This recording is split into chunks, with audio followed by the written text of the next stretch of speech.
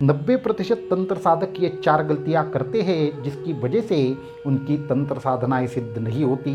90% तंत्र साधकों को ये 4 गलतियां पता नहीं होती जिसकी वजह से उनके अनुष्ठान और मंत्र सिद्ध नहीं होते। अगर आप दूसरी और चौथी गलती कर रहे हैं तो आपके मंत्र की शक्ति का नाश होता है और ऊपर से आपको मंत्र सिद्ध कभी भी नहीं होता।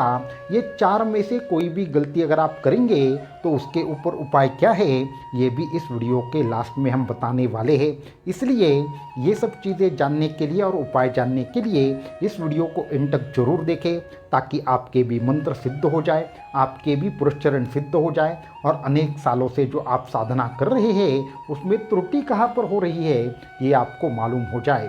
तो ये सब चीज़ें जानने के लिए हमारे वीडियो को एंड तक देखना, चैनल को सब्सक्राइब करना, वीडियो को लाइक करना ना भूलें। तो वीडियो को शुरू करते हैं। तो 10 या 12 साल से साधना करने वाले अनेक साधक हमें मिलते हैं तो ये कहते हैं कि गुरुजी हमारे मंत्र और साधनाएं सिद्ध नहीं हो रही, हम त्रुटि कहाँ पे कर रहे हैं ये समझ में नहीं आ रहा। सांगोपांग अनुष्ठान करने के उपरांत भी हमें कोई भी अनुभूति नहीं हो रही। अगर आप भी इन साधकों में हो तो आपको भी इन 4 बातों को अवश्यंभावी जानना चाहिए। आखिर गलती कहाँ हो रही है और उसमें सुधार कैसे करें ये सब चीज़ें यहाँ पे एक एक करके बताएंगे। तो पहली गलती के बारे में हम बात करना चाहेंगे जो आम तौर पर हर साधक करता है। आपको जब भी कोई मंत्र अनुष्ठान शुरू करना हो तो आप एक मंत्र लेते हैं, उसका अनुष्ठान शुरू करते हैं और उसकी संख्या के बारे में सोचते हैं, परंतु इस गलती को अगर आप करेंगे तो आपका मंत्र की वजह से, आपके मंत्र जाप की वजह से आपको अनेक रोग हो सकते हैं, आपके जीवन में अनेक प्रकार के संकट आ सकते हैं, आपके जीवन में अनेक प्रकार की कठिनाइयों का मंत्र साधना में आप कहीं ना कहीं पे सामना करना पड़ सकता है। ऐसी पहली गलती या पहले दोष के बारे में हम बताना चाहेंगे। इसे अक्षर भ्रांति दोष तंत्र शास्त्रों ने कहा है। अक्षर भ्रांति दोष का अर्थ यह है कि आपके मंत्र के अक्षरों में कहीं ना कहीं पे आपका उच्चारण गलत है। अक्षर भ्रांति दोष इसे कहते हैं कि जैसे लम की जगह सिर्फ ल का आप अगर कहीं न कहीं पे उच्चारण कर रहे हैं, क्षम की जगह आप क्ष का उच्चारण कर रहे हैं, तो ऐसे दोष को गलत उच्चारण मंत्र दोष कहा जाता है। इस अक्षर भ्रांति दोष की वजह से मंत्र का अर्थ कहीं न कहीं पे बदलता है। दूसरी एक महत्वपूर्ण बात, इसकी वजह से आपके शरीर में ऊर्जा संपूर्णतः निर्माण नहीं होती और जो होती है वो गलत तरीके से होती है। इसकी वजह से अक्षर भ्रांति दोष जिन साधकों में आता है उन साधकों में अनेक प्रकार के रोगों का उत्पात हो जाता है और उनका अनुष्ठान कभी पूर्ण नहीं होता, सिद्ध नहीं होता, ताकि उनका जो मंत्र का उच्चारण है वो वह ठीक से नहीं करते। ये पहला दोष है अक्षर भ्रांति दोष। इसके ऊपर क्या उपाय करें ये वीडियो के लास्ट में हम बताएंगे। दूसरा तो ऐसा दोष जिसके बारे में हम बताना चाहेंगे, जिसको अगर साधक करते हैं या 90% साधक इसको जरूर करते हैं, जिसकी वजह से उनका मंत्र जो रहता है वह शक्तिहीन हो जाता है और सिर्फ शक्तिहीन नहीं होता तो मंत्र के देवता की अवकृपा भी उस साधक पर होती है और मंत्र सिद्ध होने की जगह पे उनके लिए असिद्ध हो जाता है और उनको बहुत सारी तकलीफ़ों का सामना करना पड़ता है। ये दूसरा भयंकर दोष या भयंकर गलती साधक करते हैं, जिस गलती को तंत्र शास्त्र ने अभक्ति दोष कहा है। अभक्ति दोष का अर्थ यह है कि आप जिस भी मंत्र की उपासना करते हैं परंतु मन में आपके लालसा होती है कि इस मंत्र की जगह में उस मंत्र की साधना करनी चाहिए, हमारे मंत्र से वो मंत्र ज़्यादा श्रेष्ठ है। मानो आपका काली मंत्र है और आपका जो आकर्षण है वो शिव मंत्र के प्रति है और आपको लगता है कि शिव मंत्र हमें ज़्यादा सिद्धि देगा। इसका अर्थ यह है कि आपका आपके मंत्र के ऊपर संपूर्ण विश्वास नहीं होता, आपको दूसरे मंत्र के प्रति ज़्यादा आकर्षण होता है। ऐसा करने से उस देवता साधक को पूर्ण फल नहीं दे सकते और साथ में आपके मन के अंदर ये जो 2 मंत्रों के बीच का एक संघर्ष चलता रहता है, उसकी वजह से आपकी साधना अपूर्ण होकर आपका मंत्र तुरंत ही असिद्ध होकर कार्य करने लगेगा। इसको कहते हैं अभक्ति दोष, तो अपने मंत्र से दूसरे मंत्र को श्रेष्ठ समझना, अपने मंत्र की वजह से हमें कोई भी लाभ नहीं हो रहा ऐसा सोचना, और ऐसा अगर आप सोच रहे हैं तो आप बहुत बड़ी मुसीबत में आ सकते हैं और मंत्र देवता का आप अवमान कर रहे हैं। तो इसके लिए दोष निवारण कैसे करें ये भी हम वीडियो के अंत में बताएंगे।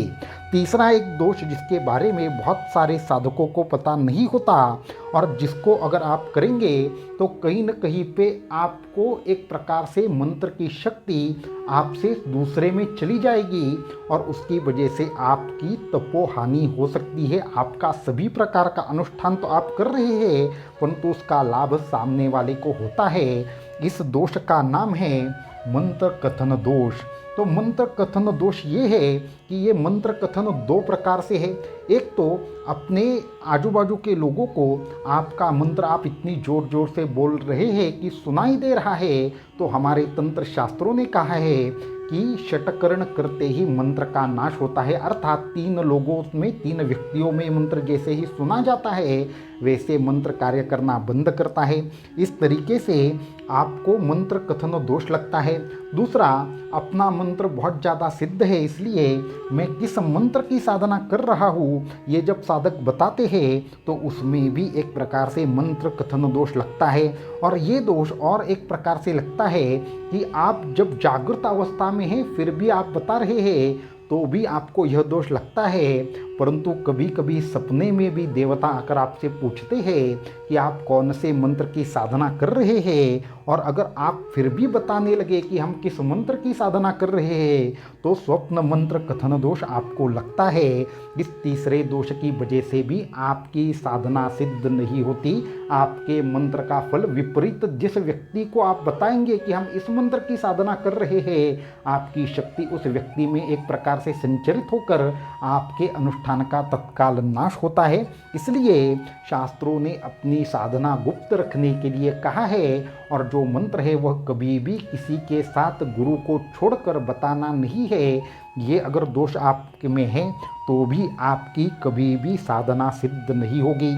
इसके साथ में एक चौथा दोष जो अगर आप कर रहे हैं तो सच में आपको मंत्र देवता का आशीर्वाद भी नहीं मिलेगा, मंत्र का पूरा फल भी नहीं मिलेगा, लेकिन कुछ लोगों को यह एक प्रकार से अपने मंत्र अनुष्ठान के दरमियान यह अवश्यंभावी अनुभूति आती है कि उन्होंने मंत्र का अनुष्ठान शुरू करते ही उनके जीवन में अनेक संघर्ष आने लगे, अनेक प्रकार की बीमारियां होने लगी, अनेक प्रकार से उनके संकटों में बहुत ज़्यादा बढ़ोतरी हो गई। तो इस दोष का नाम है छिन्नत्व दोष। तो ये जो छिन्नत्व दोष है या छिन्न दोष है या फिर ऐसे 1 या 2 3 प्रकार के नाम हैं, इसके साथ में इसी दोष से जुड़ा हुआ और एक है ह्रस्व दीर्घ दोष। यानी कि आप एक तो उच्चारण में गलती यहाँ पे नहीं करते परंतु आपके पास मंत्र पूरा होता ही नहीं है। कुछ लोग ओम नमः शिवाय नाम का मंत्र है उसमें नमः लगाते ही नहीं है, ओम शिवाय। इस तरीके से अगर वो गलत उच्चारण कर रहे हैं या उनके जो मंत्र के अक्षर है वो कहीं न कहीं पे उसका आप बोल नहीं रहे तो आपको ये दोष लगता है। अगर मंत्र में ह्रस्व उच्चारण है तो दीर्घ उच्चारण करना, अगर दीर्घ उच्चारण है तो ह्रस्व उच्चारण करना, अपने मन मुताबिक किसी को भी मंत्र दे देना, इन सब चीज़ों की वजह से यह छिन्न दोष लगता है या ह्रस्व दीर्घ दोष लगता है। ये भी अगर दोष आप में है तो भी आपका अनुष्ठान कभी भी सिद्ध नहीं होगा। इसको छोड़कर 2-3 अन्य दोष है, उसके बाद हम इन सब दोषों के ऊपर क्या आपको उपाय करना है वो बताएंगे। पहली बात, आप ज़मीन पर बैठकर साधना करते हैं ये भी एक दोष है। दूसरी बात, आप लकड़ी के ऊपर बैठकर साधना करते हैं तो भी ये एक दोष है। आप जिस वस्त्र के ऊपर बैठते हैं वो फटा है या खराब है फिर भी आपको दोष लगेगा। आपका हाथ पैर आप ज़मीन से लगाते हैं जब आपकी साधना चल रही हो फिर भी आपको दोष लगता है। ऐसे दोषों की वजह से ही 90% साधकों की तंत्र साधना सिद्ध नहीं होती और इन दोषों के निवारण का उपाय भी अभी हम बताने जा रहे हैं। इसमें आपको दो तरीके से आप उपाय कर सकते हैं। इन चार दोषों में कौन सा दोष आप में है, आपने कौन सी गलती की है, सबसे पहले ये देखिए। अगर आपको इस सभी दोषों से बाहर आना है तो आपको सबसे पहले आपके मंत्र को एक प्रकार से ध्यान करते हुए आपको उस मंत्र के ऊपर आपका ध्यान करना है और उस मंत्र के देवता को संपूर्ण शरण जाकर उनको सभी सृष्टि से अनुरूप वो है इस तरीके से आपको ध्यान करना है। या दूसरा इस पर अत्यंत सरल उपाय, अपने गुरु को ये बताना है कि ऐसे ऐसे दोष हमारे मन में हैं और जब भी दीक्षा का समय हो तो गुरु उस मंत्र की वापस से दीक्षा देते हैं और आपको तंत्र की गुप्त विधि भी बताते हैं जिससे उस दोष का निवारण होकर उस देवता की आपके ऊपर संपूर्ण कृपा होती है और आप उस दोष से मुक्त होकर उस मंत्र के माध्यम से मिलने वाली सिद्धि आपको प्राप्त होने लगती है। इसलिए साधकों ने अगर ये चार में से कोई एक चीज़ की है तो उनको अवश्यंभावी अपने गुरु से संपर्क करना चाहिए और उस दोष का निवारण करना चाहिए और उस दोष निवारण हेतु पुनः एक बार दीक्षा के माध्यम से अन्य किसी के माध्यम से पश्चाताप विधि करनी चाहिए। तो आज के इस वीडियो में इतना ही। अगर आपको ये वीडियो अच्छी लग रही है तो आपको इस वीडियो को ज़्यादा से ज़्यादा लोगों तक शेयर जरूर करना चाहिए और ज़्यादा से ज़्यादा लोगों ने हमारे चैनल को सब्सक्राइब अवश्यंभावी करना चाहिए। और आपने इनमें से कौन से दोष आपसे हुए हैं ये अगर आपके मन में है तो आप हमें डिस्क्रिप्शन में दिए हुए व्हाट्सएप नंबर के ऊपर ज़रूर बताएं, तो हम उस गलती के लिए किस तरीके से आपको एक तरीके से क्या करना है ये बताएंगे। अवधूत चिंतन श्री गुरुदेव दत्त।